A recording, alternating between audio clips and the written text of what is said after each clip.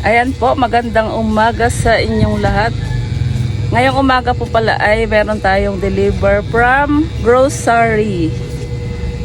Titingnan po natin, nandoon po sa gate. Doon po binaba ng kanilang delivery. At ito po si Hana.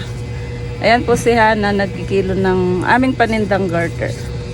Ayan po, puntahan na natin sa labas. Doon po sa may gate yung ating mga grocery na binaba ng grocery. Jiran! Ayan po, nandito na po tayo sa aming gate at meron silang binaba na box of 18. Ayan po lahat yung kanilang binaba. Ito po pala yung kanilang receipt. Bali, 3 pages po ito. Ayan.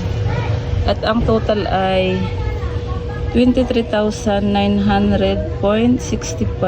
Ayan po yung ating binayaran. COD po yan. Ayan, bibilangin na po natin.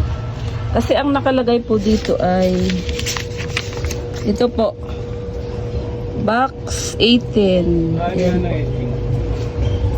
Box 18. 1, 2, 3, 4, 5, 6, 7, 8, 9, 10, 11, 12, 13. Ito po kasama sa 18 ito.